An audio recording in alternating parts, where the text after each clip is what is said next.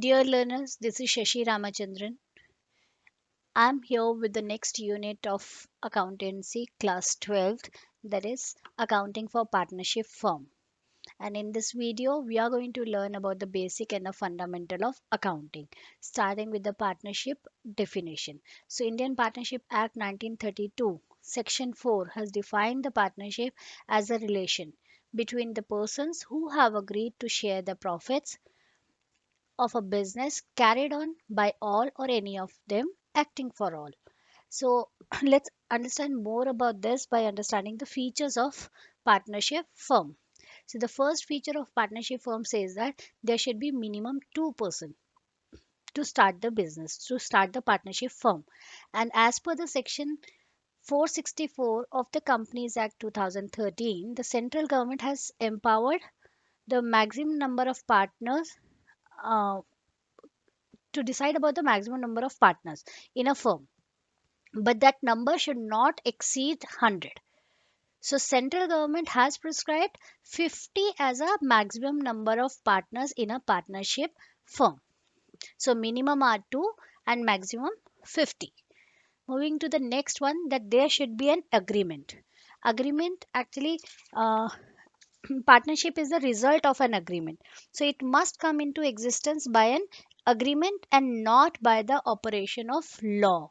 So it is not necessary that agreement is in a written form, it can be a oral agreement is equally valid. When written agreement is good to like it is good or it is preferable to avoid the disputes. Okay, and the written agreement is called as a partnership deed.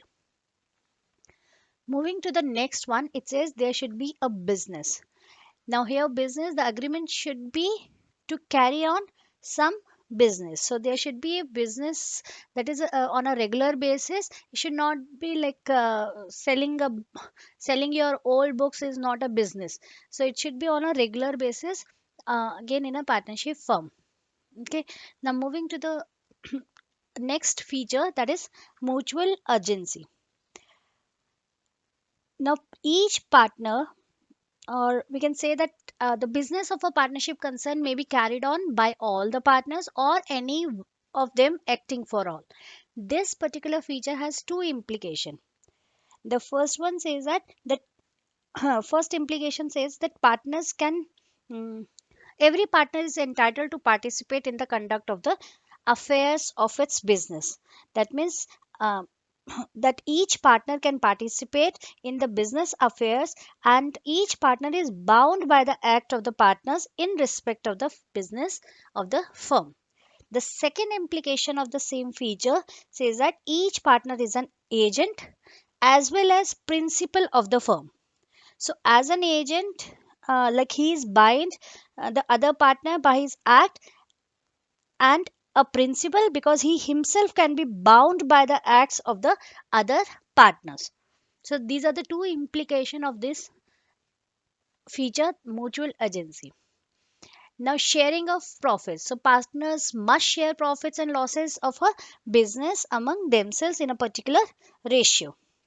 So agreement between the partner must be aimed at sharing the profit of the business.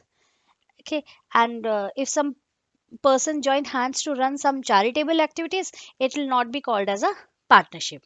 So they, it's compulsory that they should share the profit among themselves. And then liability of a partnership. So as per accounting viewpoint, we can say the partnership firm is treated as a separate business entity distinct from its partner. However, as per the legal viewpoint, a partnership firm is not a separate legal entity. In other words, we can say it has no existence separate from its partner. It means that in case of a bankruptcy of a partnership firm, private estate of the partners would be liable to meet the firm's debt. So here the liability of the firm is like it's unlimited, and what it says that private assets of partners can also be used for paying off the firm's debt.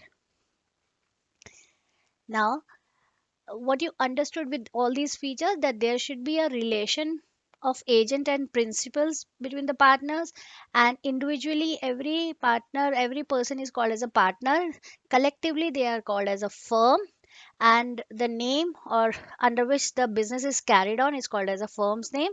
Minimum to maximum 50 partners in a partnership firm, and the written agreement which is optional is called as a partnership deed. So let's learn more about partnership deed. So, partnership deed, as it says, that it's a legal document, it is a written agreement, it is important, and it actually defines the relationship among the partners. So, why is it important? Because it gives all the rights, duties, and the liabilities of each and every partner.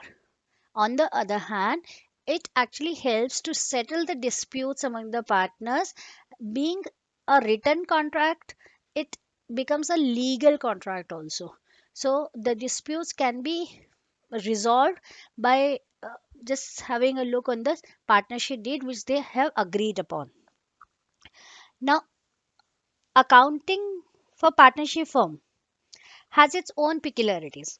As a partnership firm comes into existence when two or more persons come together to establish the business and share its profits. On many issues affecting distribution of profit, there may not be any specific agreement between the partners. Okay, so in such situation, the provision of Indian Partnership Act 1932 is applied. That means now we are going to learn when there is no agreement or in the absence of partnership deed or when the partnership deed is silent. What are the provisions again under Indian Partnership Act 1932? So what it actually says that sharing of profit and losses. The profit and losses are shared equally among the partners when there is no written agreement.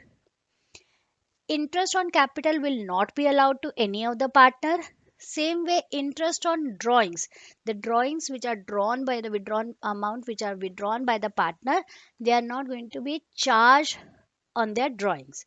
Same way, the advance. If the partner has advanced any loan to the firm, then it will be the interest which is provided on it will be 6% per annum. No salary, no commission will be paid to any of the partner. Same way, the admission, any new partner cannot be admitted without the consent of existing partner. All should agree for a new admission of a partner. So these are the provisions which are applied in the absence of partnership deed. So we'll do some uh, like problems related to this. There's one question says that Alka, Barkha and Charu are partners in a firm having no partnership agreement. So there is no deed. Alka, Barkha and Charu contributed 2 lakh, 3 lakh and 1 lakh respectively as a capital. Alka and Barkha desire that the profit should be divided in the ratio of capital contribution. Charu does not agree to this. How will you settle this dispute? Yes. So this is Charu is correct. Why? Because there is no agreement. So there is no profit sharing ratio separately. It will always be shared equally among the partners. Now moving to the next question where it says X and Y are partners. Y was admitted wants to admit his son K into business. Can K become the partner of the firm?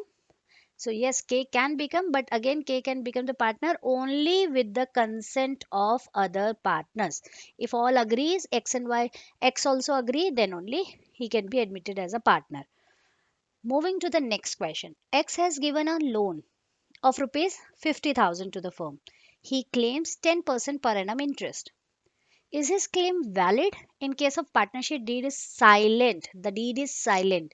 Now, the loan which is provided, if you remember, the loan interest is to be given, but at the rate of 6% in case of deed is silent.